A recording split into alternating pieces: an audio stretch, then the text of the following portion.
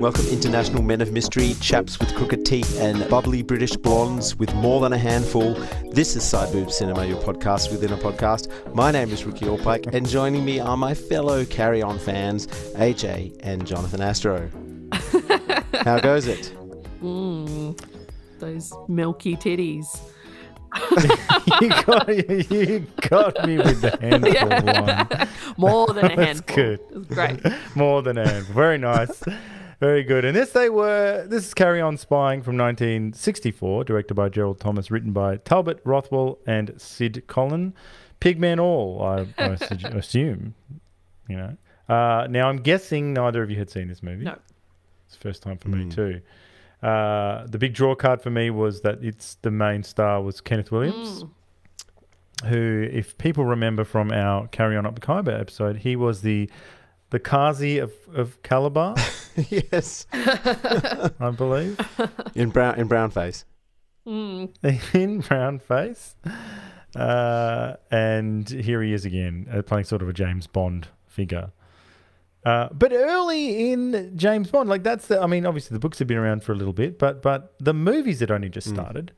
So, Dr. No One from Russia with Love, maybe, at least, had come out. And here we've got, an ample spoof. Yes.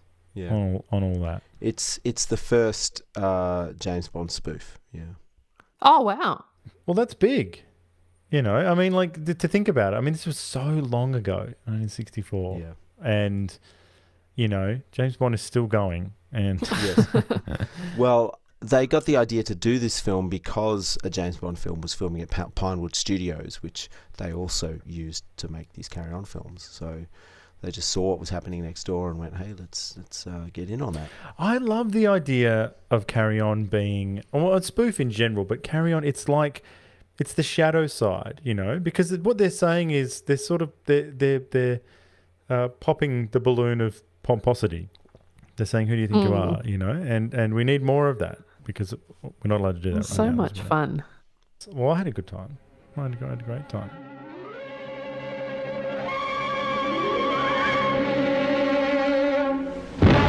This was the beginning of a desperate counter-espionage operation.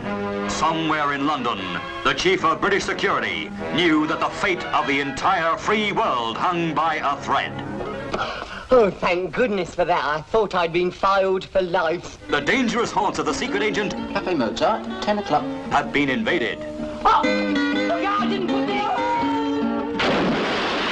The suave, sophisticated excitement of international intrigue has been taken apart. Just now, somebody tried to shoot me. Shoot you where? In the Schnitzelstrasse. Oh, it sounds as if it might be very painful. If you haven't already guessed, you're welcome to the worst-kept secret of all time. We just can't stop people passing on the hilarious news. It's Carry On Spying.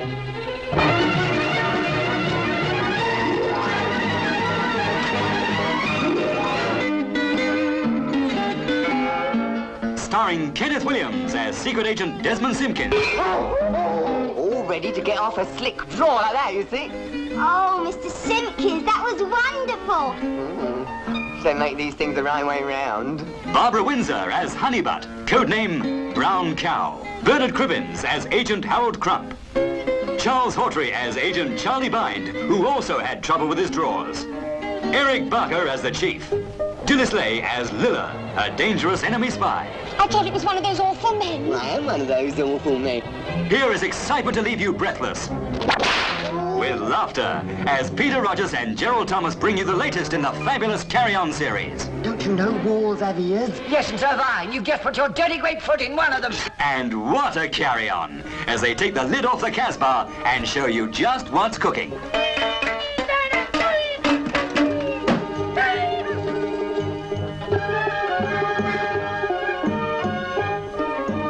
Don't miss the startling dramatic climax in the secret headquarters of the infamous Dr. Crow.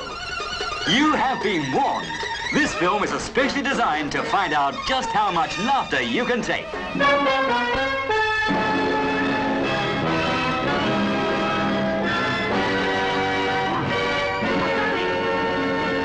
I'm free!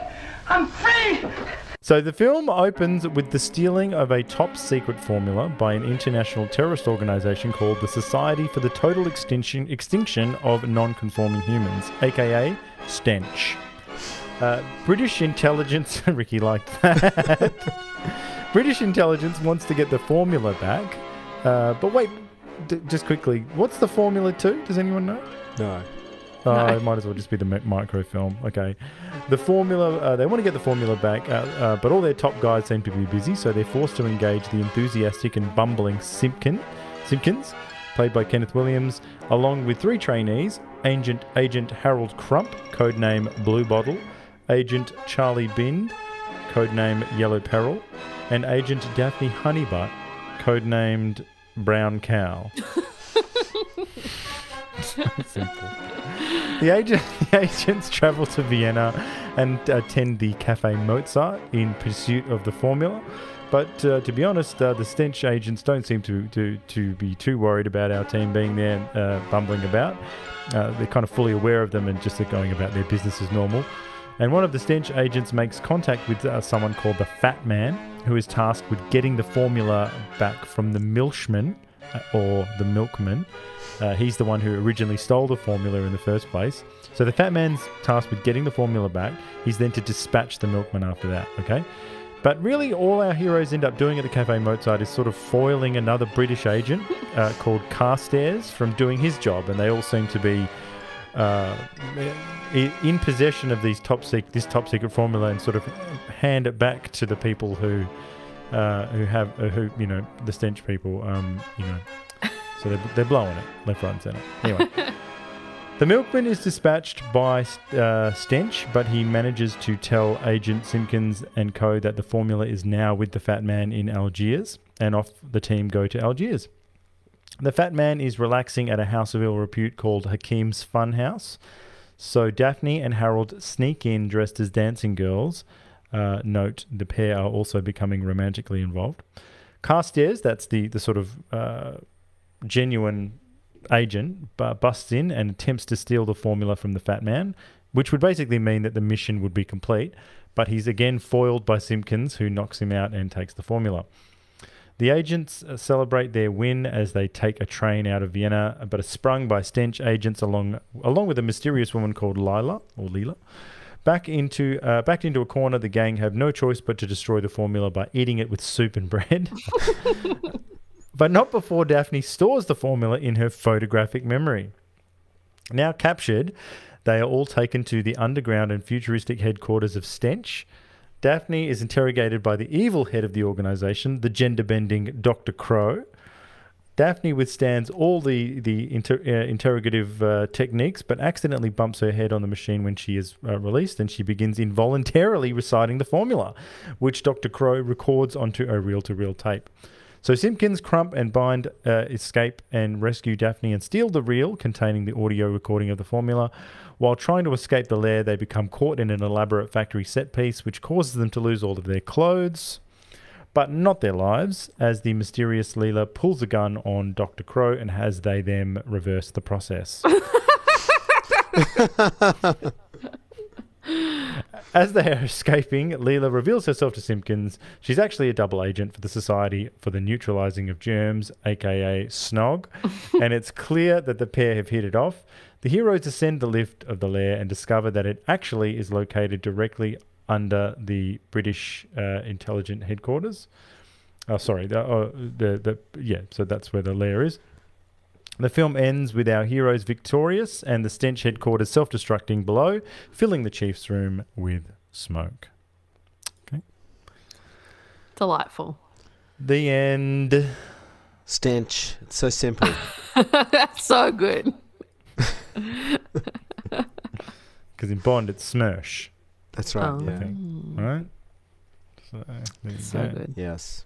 So, AJ, what did you have? I think it's interesting how Kenneth Williams' voice is different. It's true. It's completely different.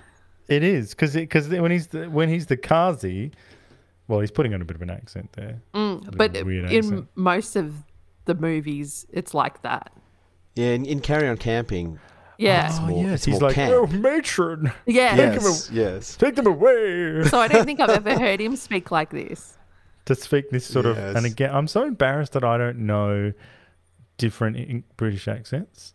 Like, you know, then again, that's why no other country knows if we're bogans or not. Like they you could be from anywhere and they're like, oh, you scallywag, and you're like, yeah, they don't know. So Yeah. I don't know, but it's obviously working class. That's the joke, right? Yeah. Because Yeah. it's like, but I mean, are we just going to tiptoe around the fact that it's flaming? That it's a flaming Yes. homosexual accent? But I feel like it's less homosexual than his other ones. Yes.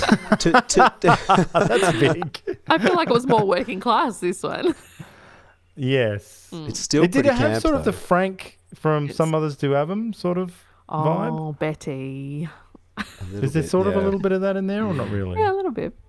Yeah. Okay. I actually prefer Kenneth Williams when he's outraged by female bodies and heterosexual sex, Me which too. which doesn't happen in this one. Where in this one he is like he's obviously not straight because of the voice and stuff, but he is straight because he's interested in that chick Snog. at the end and the snog guy. Yeah. So Yes. No. Well, obviously everyone agreed with you because I think he does the other thing in all the other ones. Yeah. And Yeah. this is early, so Yeah, is You this know, one pe- of his first ones, maybe? well, it's the first appearance of Barbara Windsor, Oh.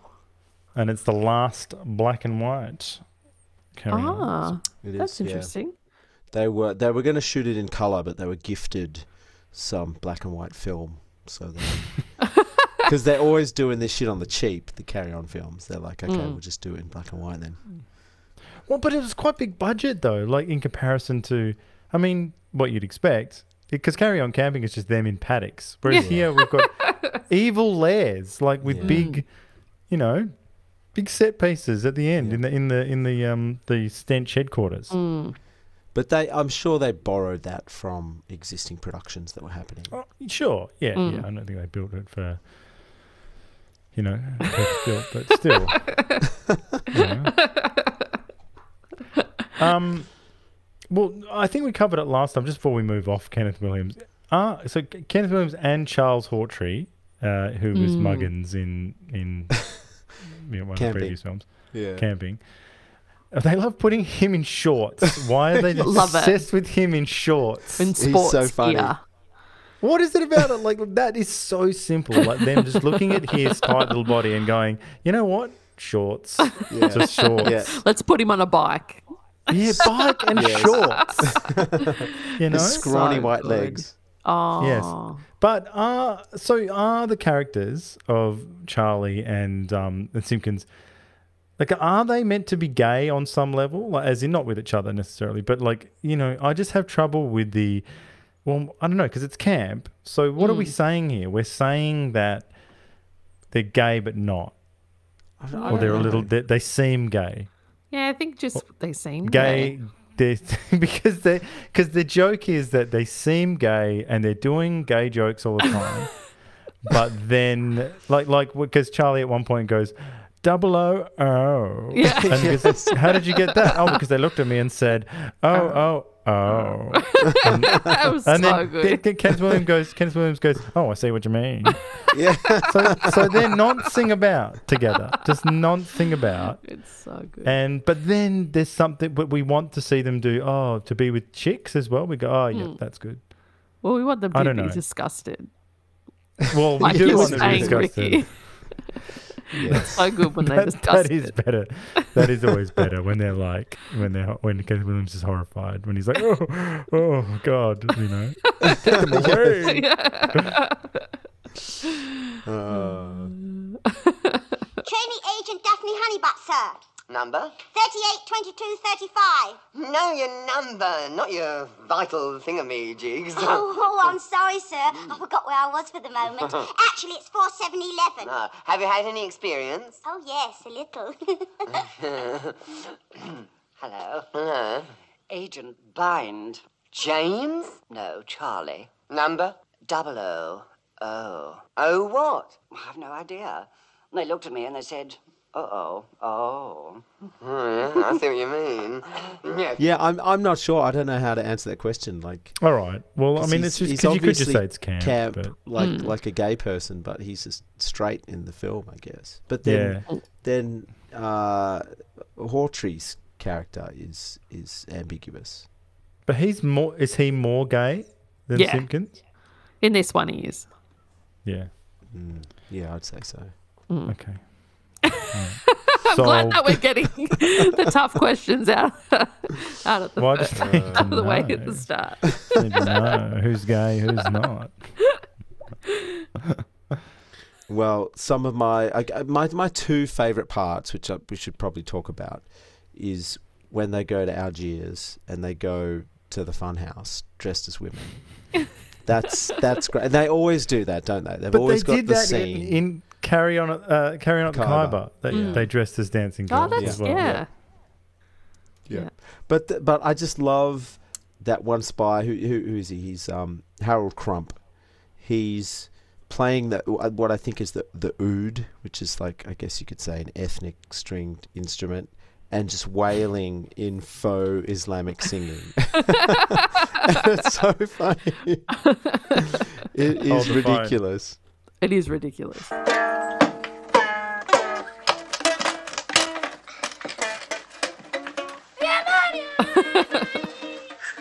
And this bit. We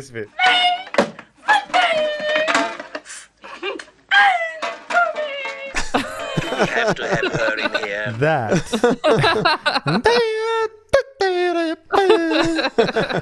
I mean... And you could not do that today. There's no way you could do that today. There is no way. Well, what's your second bit that you liked? Quickly? Well, before we get off that, like commitment to the role, like it looks like he had a full body wax for that character, because he's got no armpit hair, he's got no chest hair whatsoever. He's had it done for this role very quickly. It's great. It's a great scene. The dynamics of it is because just to explain, it's the fat man, he's got the formula. Daphne needs to sort of get, they're dressed as dancing girls. Daphne needs to sort of schmooze him and get the formula out of him. Meanwhile, Harold is there dressed as the dancing girl, playing the ridiculous music, sort of having to watch the girl that he is romantically interested in, be sort of aggressed by this fat man. Yeah. And just the interplay in that whole scene is great anyway, the way they have to keep changing it up and dancing for him and and the guy's like, oh, can't she go away? Like he's rightly horrified by Harold, whereas today he'd have to be like, oh, she's beautiful, put her on Vanity the fat Fair. Best friend. Yeah, yes, the fat best friend. We have to have her in here. Oh, yes, she's my best friend. I'm her best friend. Yeah, we always go everywhere together. Yes, I know, but it's time you and I were alone.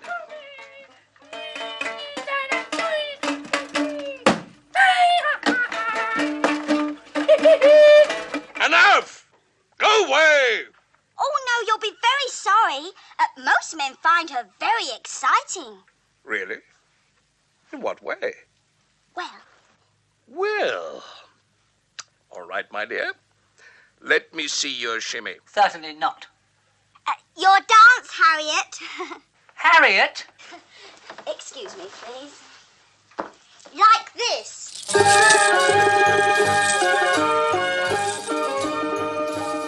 But the scene before they actually come into the funhouse, when he's first dressed in the burqa, he says it's like being inside a letterbox, which is it's exactly what Boris Johnson said a couple of years ago. That whole thing about Islamic people being trapped in letterboxes. I wouldn't be surprised if Boris has seen this film.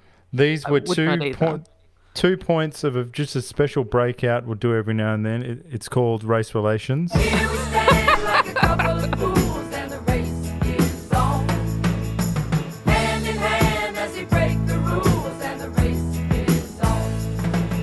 Oh, sorry, no, it's not you, it's the other one. The other what? Packy. Ah. That's racist. So that's a little intro to Race Relations. And you've already named the denigration of non-Western forms of music, which is offensive because when you hear Middle Eastern music, you're meant to say that it's better than Bach, or something. I guess is what you're meant to say. So we've got cultural appropriation. Well, then you just mentioned it. Sorry, the dancing girls first. The letterbox thing, which is just, I mean, think about that. That line survived 40 years or something for Boris Johnson to say it whenever he said it. So that means Boris Johnson's a bit carry on.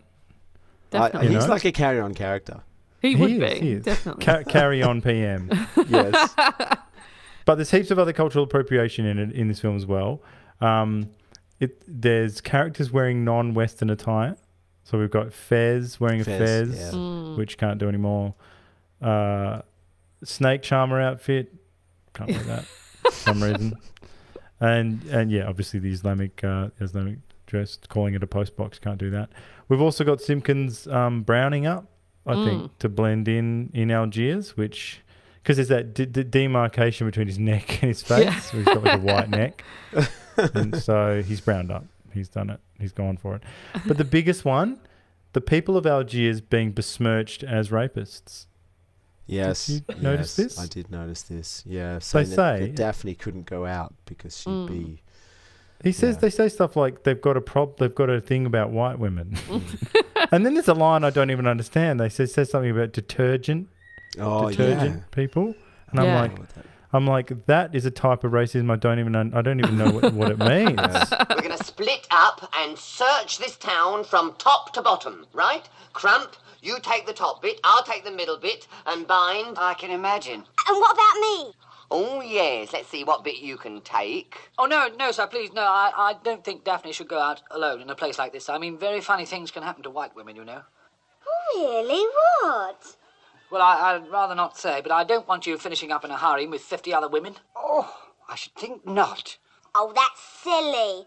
I know the fat man better than any of you. Look, I took mental pictures of everyone who was in that Cafe Mozart. No, dear, I think Harold's right. There are a funny lot about women out here, especially white women. Detergent lot. No, dear, you better stay in your room like a good girl. I've got a personal story about this. One of my wife's former colleagues went to Morocco for a holiday with her then fiancé, and her fiancé was approached, and she's of, I think, like I want to say Norwegian ancestry or something, very blonde, very blue eyes. Yes. And her fiancé was approached by a man and was offered 100 camels to take her. Wow. Good price. Hard to knock back. And this was maybe 10 years ago. So what you're saying is this was a documentary. Yes, it was. That what happened to Daphne, what could have happened to Daphne is still happening. Yes. 100 camels, that's a lot. Yeah. That is a lot. And what was the implication that he just gets the woman? Yeah. Gets the woman. Imagine that. Yeah. Yeah. And since after that experience, she covered up for the rest of the stay in public. Yeah. No diggity. You got to bag it up. No doubt. Yeah, see, that's the thing. Even she gets it. She's like, she looked in the mirror and said, I'm too hot. I got to lock this away. Well, that's all the headdress is. 100 camels. She's working it all right. That's a lot. She must be fucking hot. I mean, I don't know what that equates to in OnlyFans tokens or whatever, but it seems like a lot.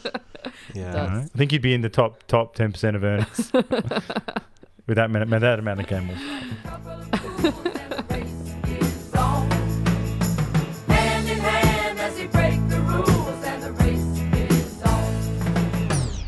So many good bits. I love one of my favorite bits was Daphne's photographic memory. Yeah, I loved this, and it was full commitment because it was used it was consequential in the end because she needed it to remember the formula, which was great. So I loved that being dramatised like that. But it was really sweet and cute the way she looked at a bit of paper and closed her eyes, and we heard a camera sound. It went shh. Yeah, it was awesome. And then when she was looking for the fat man in the what is it, the fucking alley of 1,000 artisans or whatever it is, and she goes through the pictures in her mind of the people's faces, and it's so simple and really imaginative. It's not just running around doing puns. It's next level. Nice, love it. Now here's a complete list of the European offices with the call signs and frequencies, which we will memorize and then destroy.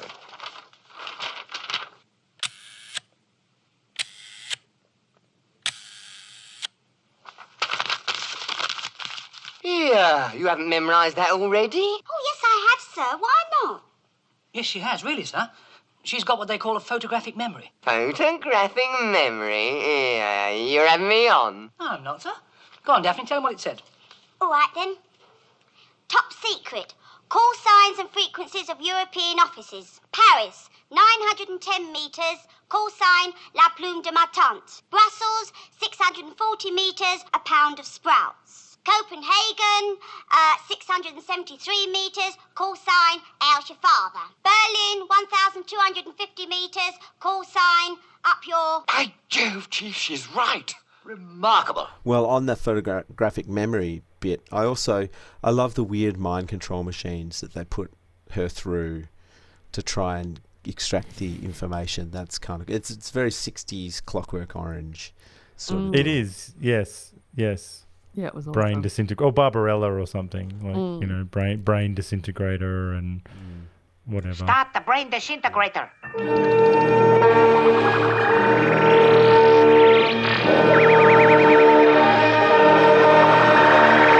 You are completely in my power. I am completely in your power. You will answer all my questions. You will answer all my questions. No, you will answer my questions.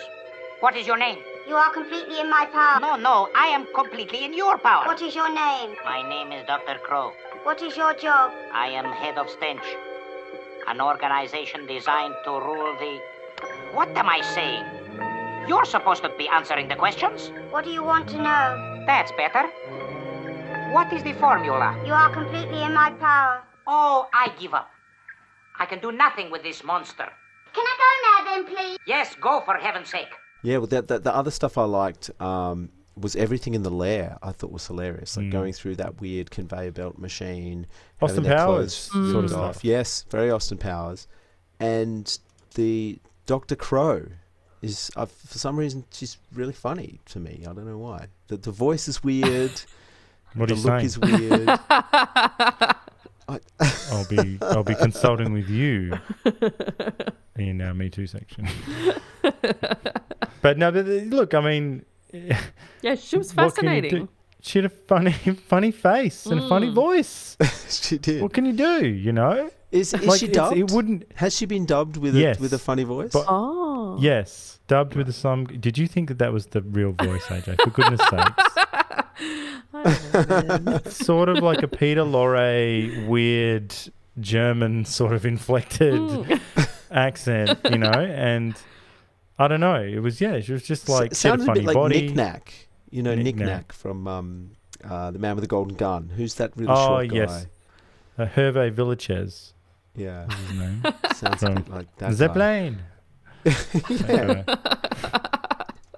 I think he was a real hound. Oh, was he? Pusswa hound. Wow. I think so. I have to check that out. That's like I think Dinklage paid him in a movie. Oh, really? Anyway. Apparently, Mini-Me is the same. The guy who plays Mini-Me was Vern Troyer. I think he's dead. He is. I think he killed himself. Yeah. May he rest in peace. I feel like I should pour out some liquor for Vern.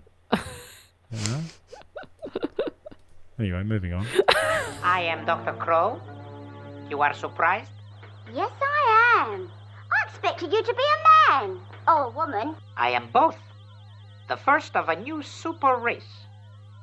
With the combined mental and physical endowments of both man and woman. You must have great difficulty with your clothes. Enough. Now, I am prepared to be lenient with you, my dear, if you will tell me the details of Stark's formula. We've destroyed it. But not before you are able to use your remarkable photographic memory on it. And I have ways of unlocking the innermost secrets of the mind. Nasty ways. I'll never tell. I'll see you in hell first. You cannot pit yourself against Stench. Stench is invincible. No, I love all the stuff in the lair. Yes, yeah, and I love when the double agent makes Dr. Crow reverse the machine, and they just basically play the footage at twice the speed backwards, and they get the clothes back. And but that scene's great because it's sort of like a Chaplin-esque giant factory, like modern times style. You know, getting caught in a machine thing, but a lot simpler than Chaplin's gags in that. But still. And it's a wonderful way to get everyone in their underwear, which is essential to this type of movie. You know, I don't know. There's something funny about the guys with their socks pulled up and with their boxers on, but you also need a Barbara Windsor with her jubblies. Like there's something funny about. You know, those awkward guys. They're all awkward guys. Like, there's no Sean Connery amongst them, you know? Former bodybuilder, Sean Connery. None of that. It's like just these awkward guys, you know, who might be all down at the pub. You just see them skinny, fat, or sturdy. And then just Barbara Windsor as well. Like all running around in their underwear. That's funny. Yes. You know? Yeah. And what is that hairstyle that Daphne has? You know, she looks like a mushroom. Was that a thing? We'll never know because it's like, you know, it's a movie, so it could be. I don't know whether that was a '60s style or whether it was just, you know, because it's obviously different to a Carry On Camping haircut, which is the pigtails. Yeah, that's right. Maybe they were trying to make it more like, more business-like. Yeah, more spy-like. Yeah, spy-like. That's the word. But don't you think it's brilliant that the lair is underneath British intelligence? That was amazing. Yeah, that's crazy. That is the Jack in the Box.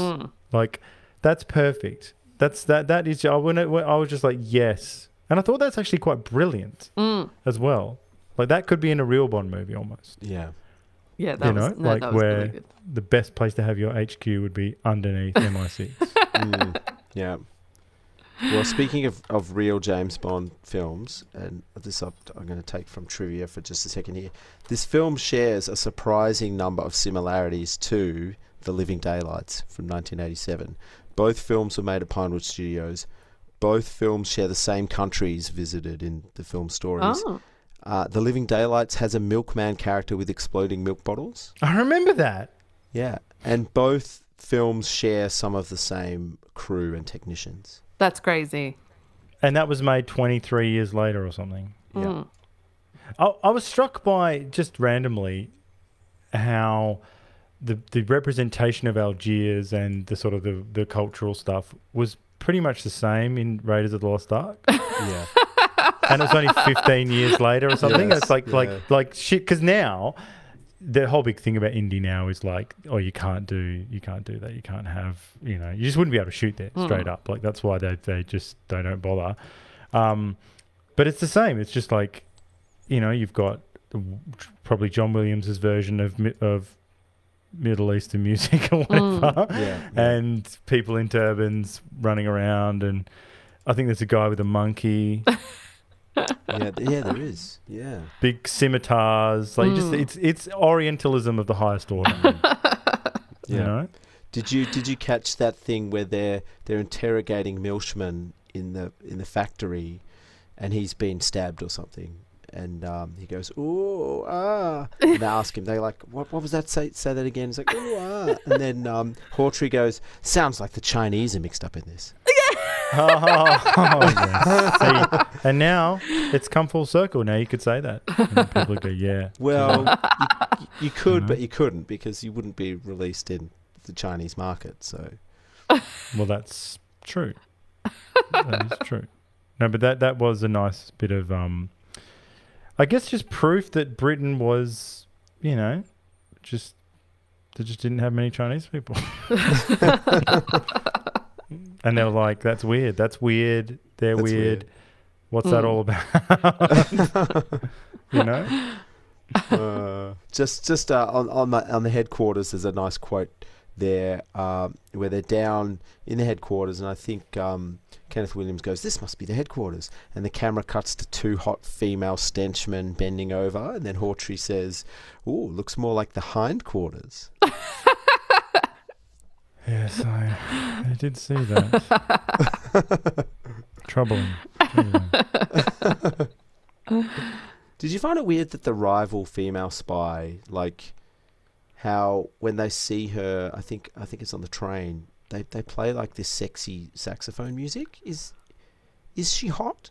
I couldn't tell. Oh, was that weird? And then no, when she was hot, sometimes was kind of like, oh. Well, she had good curves and all that. Like she wasn't like, But we'd also seen her a few times already in the film, so it wasn't like it's the first time we've seen her. Yeah, that's true. Well, you're the target market, so I'm saying that if you don't think she's hot, then she ain't hot. That's a problem. Maybe she's 1964 hot. Maybe things have changed. Maybe, but some stuff changes, but not. Barbara Windsor's hot. That's true. Yeah. She's got a classic look. That's where it's difficult. If you've got her in the movie, then that's right. Whoever the other chick's going to be is, it's I don't know, second fiddle. How many gags can you have involving prop radios? Oh yeah, my favourite's the one that comes out of the bra. That's the best one. Yeah, the bra. That's the good one. But talking into the snake is also awesome. Yeah, that was good. That's good too. Makeup compact. It was. That's so simple. All right. Well, I think it might be that time. Creepers, creepers, where'd you get those creepers? Creepers, creepers, where'd you get those eyes? So what do we got? We got up first. Suitors for you. We have Kenneth Williams as Desmond Simpkins, codename Red Admiral. Strong. It is strong. Strong name, So it's I think names do, there's something in a name. So I reckon 40s, if I had to say an age, maybe 40s, I think. He's got his hair, which is, that's always nice. Good. Government job, globe-trotting sort of spy stuff. Sounds pretty exciting, I guess. Not sure about the pay, but, it's important work. It's Cold War on, I guess. Now, when a man travels to exotic locations, you'll rightly be concerned about what he's up to. That's true. Okay. Now, if you're worried about him frolicking with some woman, trust me, you have absolutely nothing to worry about. That's all I'll say. I've given you everything you need to know. Okay. Okay. There is nothing to worry about him being with a woman. Is it worse when they're with another woman or if they're with another man? Well, I don't know. Kiss and tell. Yeah, I don't know. So, but I will muse upon that. Second up, we have Dr. Crow. Sort of upper middle-aged. So I want to say middle-aged, but it's that when people say it, sometimes it could mean 40 or it could mean, 60. It's more of your 60, I think, here. They're their own boss. That's true. So big startup by the looks of it. Global reach, fan of simple stylings, not too much flourish in terms of clothes and whatnot. More just like black jack boots and sort of skivvies. That's true. So I guess that's one less thing to worry about. Allegedly the first of a super race that blends the mental and physical endowments of men and women. Oh. But the voice is a higher register. So I don't know if that's a deal breaker or not. Depends how much they've got to say and whether you like the voice or not. That's true. Because you're going to have to, you're going to have to hear each other talk. So yeah. So that's Dr. Crow. I didn't leave anything out there, did I, Ricky? That's pretty much all the good stuff. Are we saying they is non-binary? Look, I don't make presumptions, you know. I mean, what are you going to say? What are you meant to say now? If this was now, if Dr. Crow came in and said, hello, nice to meet you, what would you say? I don't know. I'd say hi. Would you say hi? Or would you say, what do you got going on down there? What's you got going on down there? What's going on down there? Declare your genitalia status to me right now. And they go, it's not all about genitals, all right? Anyway, let's go on a date and you'll find out later. Oh. So, anyway. Surprise! So, we have, for Keeper or Creeper, we have Desmond Simpkins and Dr. Crow. AJ, talk to me. What do we got? So, Dr. Crow. I like the fact that they are a doctor. That's good. Yeah. Very good. Very good. But prestige. The voice. The voice was no good. They could be a linebacker. And I'm into big dudes. So yeah. But are you into big uggos? Bit of an uggo. Big thems. Bit of an uggo them. Yeah, but people, do you know what? So Creeper? Yeah, creeps. Okay, all right. So that's Creeper. But have you noticed that no one, if someone says they're non-binary, or you read about someone being non-binary, I've never heard anyone ever say, like, before or after that information, oh, yeah, but they're really ugly. Like, no one ever says that. Do you know what I mean? Like whereas you could say about a chick or a guy, you'd go, like, you go to about, you know, a guy who looks like Clint Howard. You know, you just go, oh, he's totally ugly, or whatever. Like, you know what I mean? Or a chick, like, you know, she's a dog, and you go, yeah, she's totally ugly. But if someone says they're non-binary, you would never ever hear anyone say, yeah, oh, that's cool, yeah, man, I'm down with all that. They're just ugly as sin. It's a hate crime. You know, well, but it is a hate crime, though. But it's not, because you can be non-binary and hot or and ugly, right? I don't think you can be non-binary and hot. See, that's a hate crime. That's the hate crime. You just said. Are you saying a lock or whatever that guy's person's name is? Oh, isn't God. hot. AJ, yes, you know a lock? I don't think so. Oh, we'll send you a photo later. No, hold on. No, I need to know now. This is Keeper or Creeper. So, just here we go, AJ. I'll just put a link in here for you. Because this is important. This could flip Dr. Crow. That's why I'm giving you this. If you look at this and say, that's my jam, then maybe Dr. Crow's back from creeperdom. Oh. So this is a lock? A lock. Oh, no. No thanks. No? By the way, chunky ass. Big chunky ass as well. Oh, that's good. Bit of a bubble butt. Have you seen that, Ricky?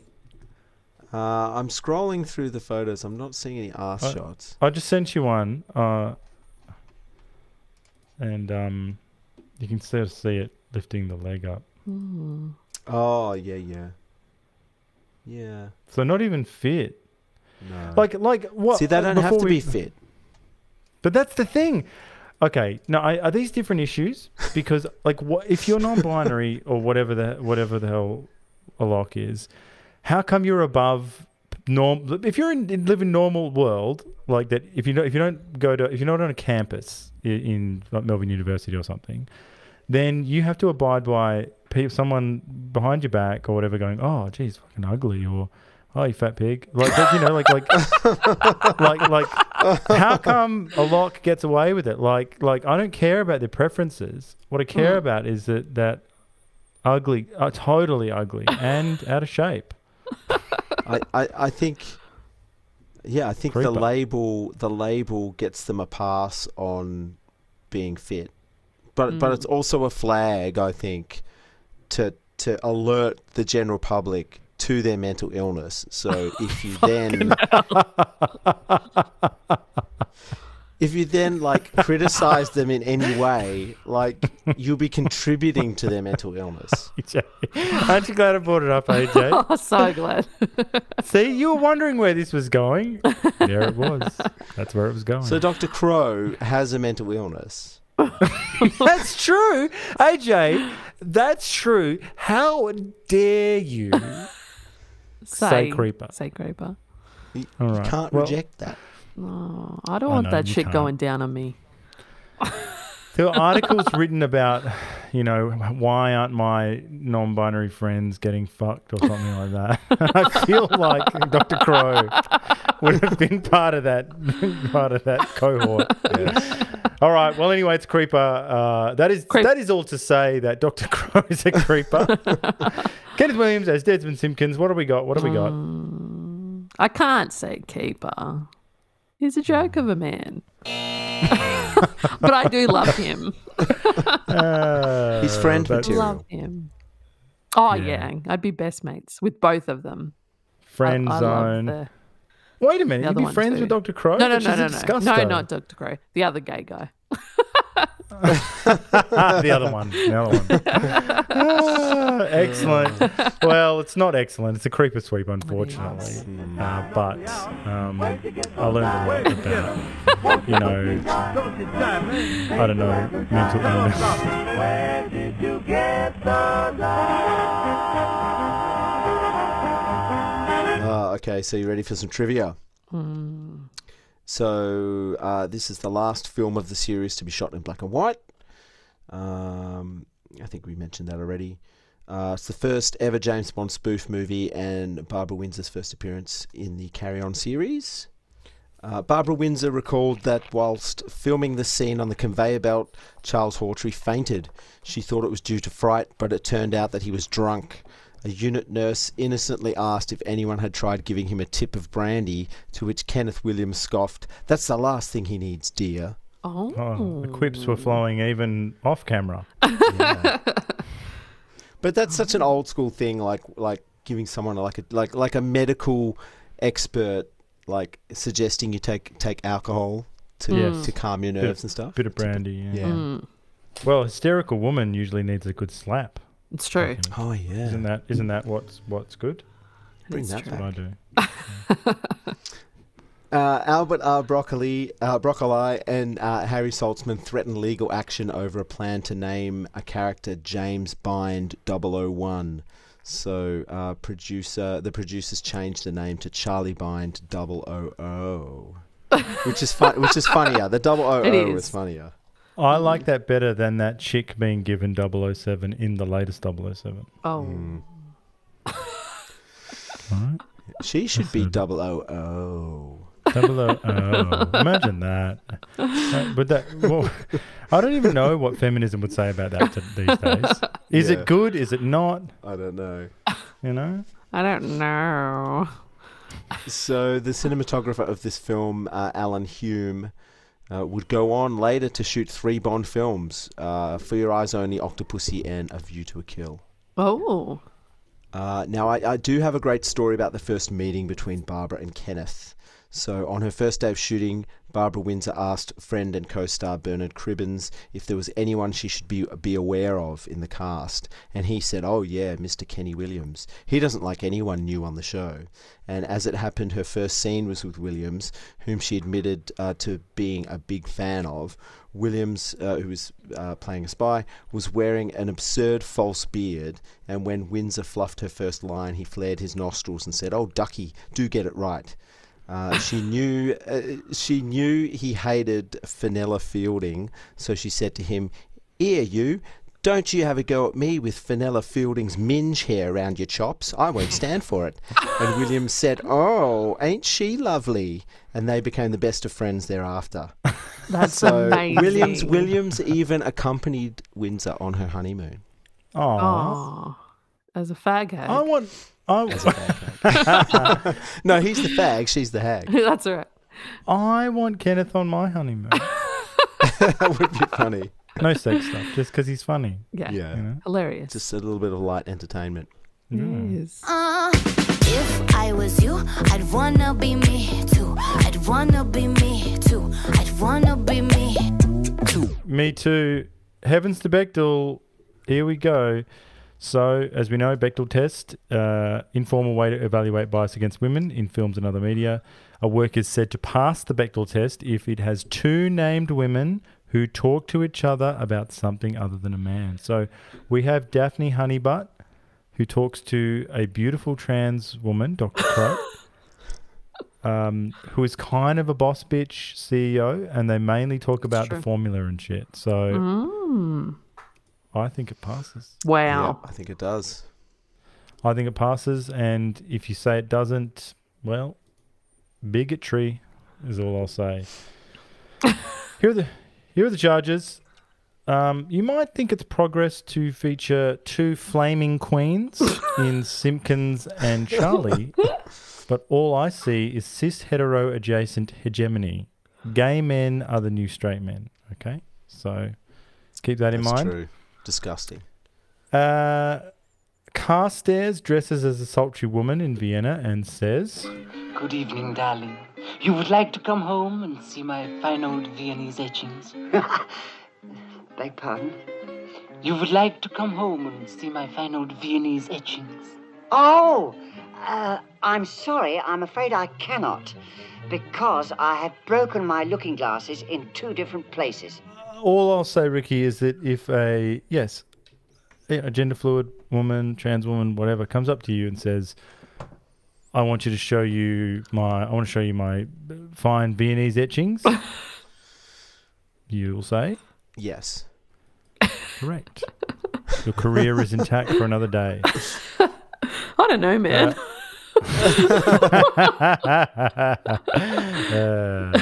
I'm just trying to keep you guys safe. Okay. In Hakim's Funhouse, which is a brothel, let's be real, okay, it's a brothel. It's not fun, okay? The name of which hints at the attitude of the filmmakers. Clearly, it's all a bit of fun to them. The sexual exploitation of women. It's not a bit of fun, okay? It's a workplace. Sex work is real work like any other. Some people are in accounts receivable at a medium-sized firm, and others and others receive a medium-sized firm member into them for money. Okay? It's 2022. Perfection. Perfection. Chef's kiss. So inside, we are treated to Daphne and Harold attempting to steal the formula from the fat man, who becomes so sexually excited he chases Daphne around, and we hear this exchange. Blue bottom to Red Admiral. Come in, Red Admiral. Red Admiral here. It's about time you called. What's going on? Never mind what's going on. It's what's coming off that worries me. Listen, Daphne's with him now, and he's got the formula. Is she getting it? No, but she will any minute now. Yes, well, and there you have it, folks. The idea of Miss Honeybutt getting it is not just a punchline here, but truth in jest. Why, as soon as they said it, I, for one, pictured Miss Honeybutt bent over an antique couch, looking back at me with coquettish eyes, mouth half open, in anticipation of just how she was going to get it and the ways in which I wanted to give it to her to make sure she got it good. Jesus Christ. Okay? And this is just not something I should be put through. So we are somehow meant to accept Daphne and Harold as some sort of this heteronormative couple. We're meant to accept that and invest in them, which is difficult because there's no cucks, no bulls, no pegging thruples or demi-boys to hook us in.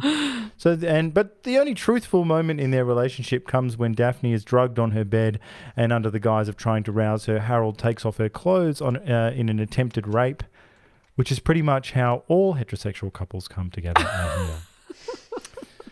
And finally, second to finally, Dr. Crow, I suppose, having the head of the evil organisation be a gender fluid or gender queer individual is funny. Let's all have a laugh at the fat old woman, them with a weird voice. Trans women are women. Even if they are global terrorists hell-bent on destroying society, they should be treated with care and dignity, AJ. We've obviously got a bit of work to do with you, but that's all there. And finally, Ricky sort of prefigured this earlier. The guards are mostly women in the lair, and I suppose Ricky might say slamming bodies or something equally disgusting. well, slamming they are in black cat suits, and we're treated to a quick cutaway after this line. Bargain basement, kitchenware, underwear, camping equipment. It must be their headquarters. Looks more like their hindquarters. And there is nothing appropriate about a woman's derriere, squeezed into tight leather, bending over until the material is stretched so tight as to be about to burst, sending butt cheeks flying this way and that. So, imagine that. It's like the exploding head. Yes. Well, then that's all I have. What, did I miss anything? Or I guess there's no people of colour in this film. Yes, well, I thought we sort of covered that in race relations, but browning up and whatever. You think, how does it rate on the Me Too? I think it rates quite highly for its cultural insensitivity, but in terms of the Me Too scale, that's right. I don't know. It's quite low, quite progressive. Well, I don't know. It depends. I feel like, Dr. Crow being, because people hold up Ace Ventura as being sort of transphobic or whatever because of Captain Winky. Oh yeah. So I feel Dr. Crow's in the same category here, and we've got women, just dressed up as Toddy the whole time, and in brothels, and there's rape culture abound. Oh, that's true.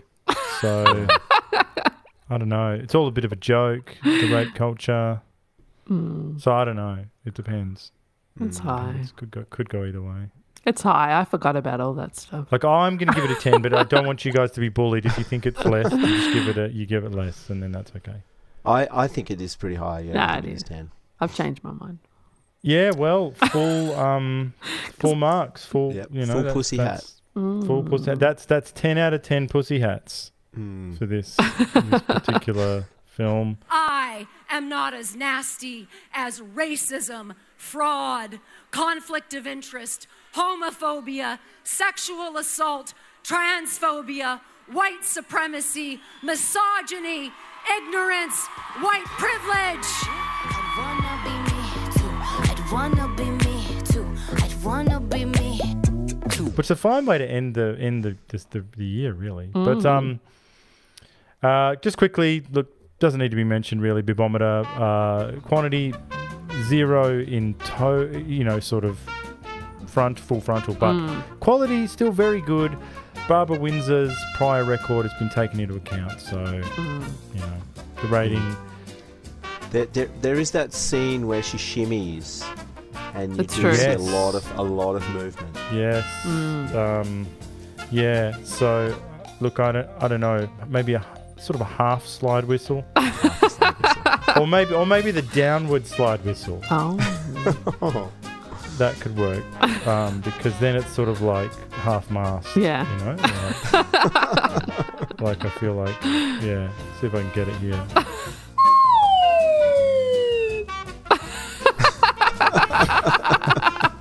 For your half mast. I did. Anyway, moving on. So my review today comes from Eric Stevenson of the Internet Movie Database, otherwise known as IMDb.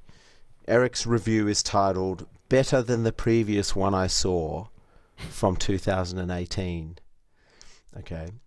I admit that I didn't think too highly of this, seeing as how the first Carry On film I saw was just okay. This, on the other hand, was better and enjoyable. This film focused a lot more on comedy and was definitely more entertaining. Was this the first spoof movie ever made? It's obvious that it takes elements from James Bond, and this was when those movies were first coming out. I'm glad it ended up being better than Woody Allen's Casino Royale. This guy's taken out the trash. He's like, have you ever been hated and discriminated against? Like he's going back. Like, Casino Royale, not that good. There you go. Thank you, IMDb. Nice. Again, 2 a.m. reviews probably. Yeah. Yes. So good. Should anyone write anything at 2 a.m.? I don't know. No. All right. Well, I think that wraps it up. Another great year. It has been a good year. Of Side Boob. We've covered a lot of ground this year. Yes. Lots. Well, lots to come. Next year I want to do some De Palma, get some Russ Meyer happening. I think we'll do some Woody Allen. Because as I've told you, AJ, I think he's innocent. I didn't think he did anything wrong there. The Sun Yi stuff, we'll get into that. That's a whole different deal. But I don't care what anyone says. Mia's crazy. She's a liar. And I said it. And of course, we can look forward to Black History Month and Australian History Month. And we are going to bring in a new month, and that is Pride Month. Well, we're always trying to do. We've always said this. They keep saying do the work, do better. I mean, I feel we're doing that. Yep. And all your favourite features, don't worry, they're all coming back. Me Too. We've got Keeper or Creeper. Still pushing, trying out new things, racial relations. I don't know, it might have been a bit of a wash tonight, but we'll see how it goes long term. Always new stuff, evolving, changing, growing. Boobometer. I mean, I bet you didn't think that there would even be a boobometer. You were like, what is this? And now you can't live without it. That's right. So, that's all there. Well, we said what we said. Fuck, man. Got pretty dicey in the middle. As it should. That's true. Yes, we said what we said. And until next time, long live the new flesh. Long live the new flesh.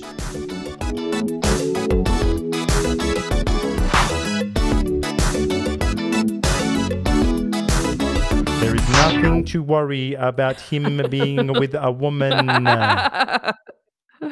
Okay. Surprise!